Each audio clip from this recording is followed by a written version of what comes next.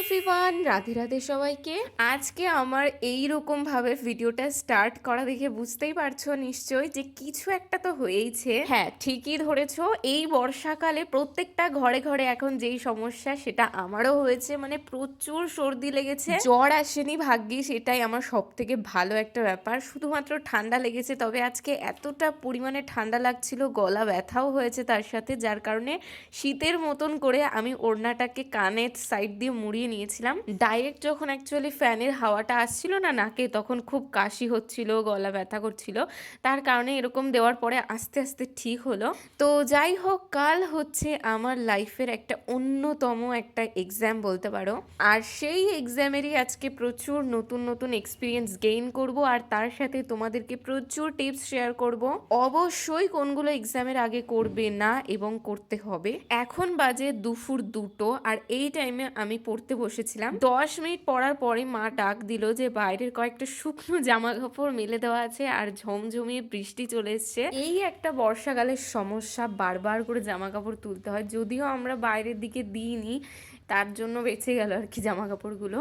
যাই হোক, এইবার আমি পড়তে বসবো, কিন্তু লাইটটা জ্বালাতে হলো আর কি, দিনের বেলাতে এত অন্ধকার হয়ে গেছিলো এই মেঘলা ওয়েদারে। আচ্ছা, তো কাল যেহেতু এক্সাম, এখন আমার মাইন্ডে শুধু ঘুরছে কোনটা ছেড়ে কোনটা পড়বো। তারপর ভাবলাম না, কোনো টেক্সট বুক এখন খুলবো না, না হলে মাথা পুরো খারাপ হয়ে যাবে। তার থেকে ওয়ান লাইনারগুলো পড়েছি, মানে যেগুলো ইম্পর্টেন্ট আর কি, রেগুলার রিপিটেড হয় কোয়েশ্চেন। তোমরাও চেষ্টা করবে এই রকম জিনিসই করতে, মানে এক্সামের আগে কোনো টেক্সট বুক ধরবে না, জাস্ট যেগুলো রিপিটেড বা প্রিভিয়াস ইয়ারে এসছে সেগুলোই বারবার করে রিভিশন করার। আর সত্যি যেটা বলছি, আমি কিন্তু বেশিক্ষণ পড়তে বসিনি, 1 ঘন্টা মতনই বসেছিলাম, তারপর স্নান করতে চলে গেছি। শরীরটা যেহেতু একটু খারাপ ছিল, তাই বেশিক্ষণ পড়তে বসতেও পারছিলাম না, অল্প অল্প করে বসছিলাম, আর তার ফাঁকে কিছু কিছু কাজ করছিলাম যাতে একদম অ্যাক্টিভ থাকে, কারণ শুয়ে থাকলে আরও বেশি আমার জানি না কারণ শরীর খারাপ লাগে।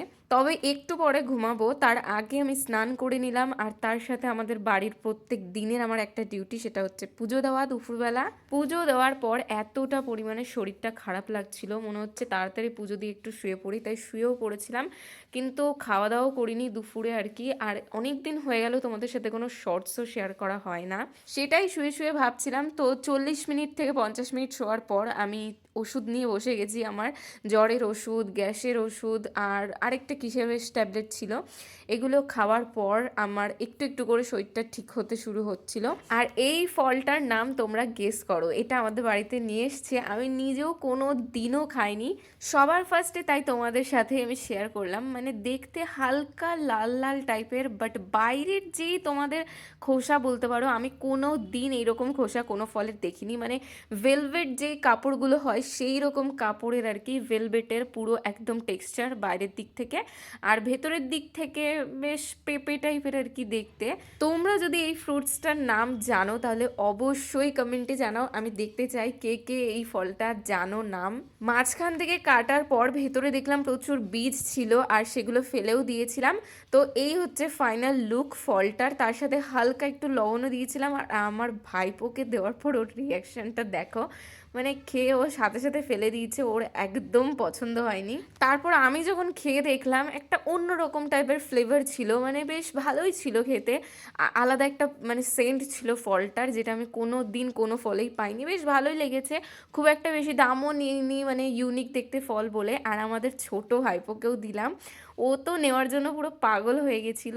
এখনো অবধি ওর যদিও দাঁত ওঠেনি, ও শুধুমাত্র সমস্ত জিনিস হালকা হালকা করে কামড়ায়, যেহেতু দাঁত উঠছে এখন ওর মাড়ির থেকে, তার জন্যই ওকে খুব একটা বেশি দিইনি, অল্প একটুখানি ওপর দিয়ে খাচ্ছিল, তারপর ওর কাছ থেকে নিয়ে নিয়েছিলাম। এই করতে করতেই আস্তে আস্তে শরীরটা একটু ঠিক হতে লাগছিল তখন, মানে ওষুধটা খাওয়ার পর দেখবে জ্বর আসলে বা সর্দি হলে হালকা হালকা গরম হয়ে যায়, মানে হিট হয়ে যায় বডিটা, তখনই বুঝবে যে না, তোমাদের শরীরটা আস্তে আস্তে রিকভার করছে। আর আজকে সেই রকমই হচ্ছিল, এই জ্বর সর্দি কাশির জন্য তো চুল ভালো করে কয়দিন ধরে আঁচড়াতে পারিনি, তাই চুলটা আঁচড়ে নিলাম।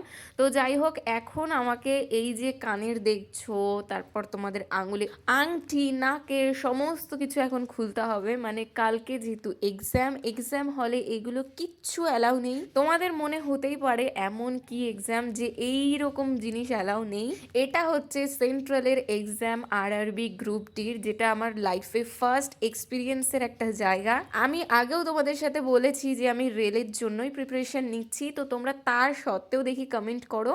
তো আবারও বলছি, আমি কিন্তু রেলের জন্যই প্রিপারেশন নিচ্ছি। আর কাল যেহেতু আমার ফার্স্ট লাইফে এক্সাম আর কি, এর আগে বহু মাস আগে আমি একটা পিডিসিএল এর পরীক্ষা দিয়েছিলাম, যেটা ছিল স্টেটের পরীক্ষা। সেই পরীক্ষাতে আমি এই রকম প্রবলেম ফেস করেছিলাম যে কানের, নাকের এগুলো কিচ্ছু অ্যালাউ নেই। আমি সেটা জানতাম না, তোমরা হয়তো ভিডিওটা দেখেছিলে। ওই তাড়াহুড়োর মধ্যে, ভিড়ের মধ্যে আমি সমস্ত কিছু রাস্তার মধ্যে কানের, তারপর নাকের, হাতের ব্রেসলেট সমস্ত কিছু খুলতে হয়েছিল।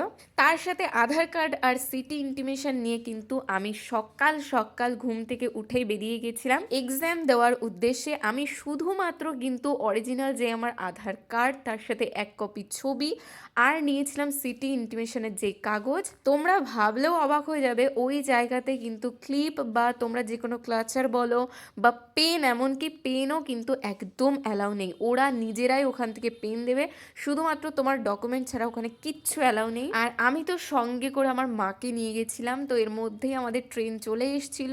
একটা বেনিফিট জানো তো এসসি যারা তাদের, সেটা হচ্ছে তাদের ট্রাভেল পাস একদম ফ্রি, মানে ট্রেনে যাতায়াতের জন্য এক্সামের সময় একদম ফ্রি।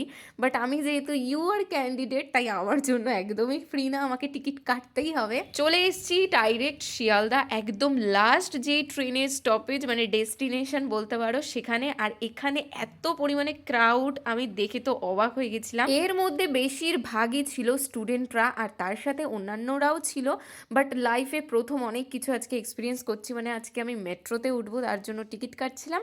না, এর আগেও আমি মেট্রোতে উঠেছিলাম, বাট সেরকম কিছু ভিডিও তখন করতাম না, যেহেতু আজকে একটু অন্যরকম লাগছিল বেশ। আমি তো ফার্স্টে ভেবেছিলাম অনলাইন থেকেই ফোনে আর কি টিকিট কেটে নেবো, বাট পরে ভাবলাম থাক, দরকার নেই, এখন এমনি লেট হয়ে গেছে আর কি। এখন সেই কয়েন সিস্টেমটা নেই মেট্রোর, কিন্তু একটা বেশ ঐতিহ্য বলতে পারো, সেই কয়েন টাইপের এখন স্ক্যানার হয়ে গেছে।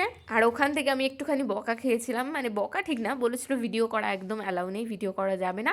তো মাঝখানে কিছুটা করিনি, বাট এরকম কিছুই নেই, জানো না অনেকেই ভিডিও করছিল। আরেকটা কথা তো তোমাদেরকে বলাই হয়নি, যে আগের দিন রাত্রে কিন্তু আমি একটুও পড়তে বসিনি। হ্যাঁ, তোমরাও কিন্তু এক্সামের আগের দিন রাত্রে ওই রাত জেগে বা একদম হেডেক নিয়ে পড়তে বসবে না, তাহলে কিন্তু যা এতদিন পড়েছো সব ভুলে যাবে। একটা দাদাও এমনকি আমাকে এই কথাটাই বলেছিল যে বোন, আগের দিন রাত্রে একদম পড়বি না, রাত জেগে পড়ার তো কোনো প্রশ্নই ওঠে না, তাহলে কিন্তু সব ভুলে যাবি একদম।